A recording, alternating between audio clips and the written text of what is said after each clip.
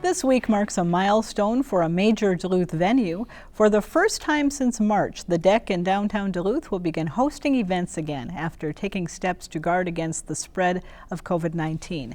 And the William A. Irvin, a popular tourist attraction operated by the DECC, is once again welcoming visitors for tours. Joining us now is Jeff Stark, the DECC's Director of Venue Operations and Bayfront Festival Park, and Sue Ellen Moore is the DECC's Director of Sales. Welcome. Thanks for coming in today. Jeff, this has to be a big week for the DECC, and I bet to you it seems like a long time coming. It is. We went away in March. We were getting ready to do some hockey games against the University of Miami of Ohio, and the world changed, and then it changed real fast for us in the span of about 48 hours.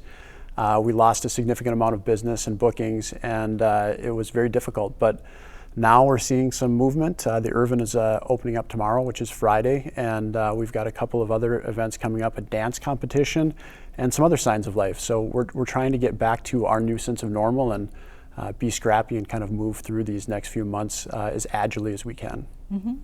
And Swellen, what are some of the things that the DECC has had to do to really assure that operations are safe when it reopens? Sure.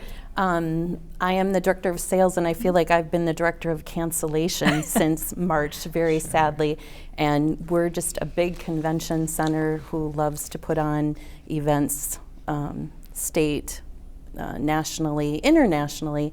So that's what we want to do. We want to be holding events. So we've been preparing, talking with our clients daily, brainstorming with them, following the governor's mandates. We've completely redone capacity guides to the new standards that are set by the state of Minnesota and the CDC, and then a COVID preparedness plan for our staff and our building to keep not only our guests safe, but our employees as well. Mm-hmm. Jeff, you mentioned that there was a dance challenge was going to be the first event coming up. Why was that a good event to relaunch?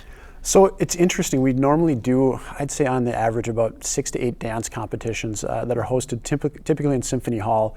The one that we're looking at this weekend is an interesting kind of an amalgam of new school preparedness for COVID-19 and our traditional dance competition. So it's limited in capacity, and it's going to be web streamed as well. So the competitors that will be in it will be doing solos, duos, and trios, and they basically get dropped off by their parents, wait on the side of the stage, go out to perform, and that will be webcast to their friends, family members, those kind of folks, and then they'll immediately exit the stage and exit the premises. So we're never going to have more than a few people in there at any one time, and it's just the new reality of what we're dealing with. So like I said before, we're going to be scrappy with things, and we're going to try to find a new way of getting people together and hosting these types of events that we've traditionally done in the past with just a little bit of additional flair to them. Mm-hmm. What's the outlook for other upcoming events this year? Are you seeing people interested? Are you seeing more cancellations? I can tell you people are more excited to meet now than ever. People can't wait till they can host their event live. Mm-hmm.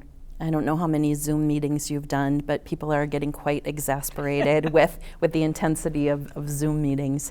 So looking ahead, we are quiet for conventions this month and August, and then in September we do see a couple conventions coming back that we're really working with to strategize on how we can build those events safely, and all the components of trade shows and keynote speakers, breakout rooms, exhibit halls, and all those key components.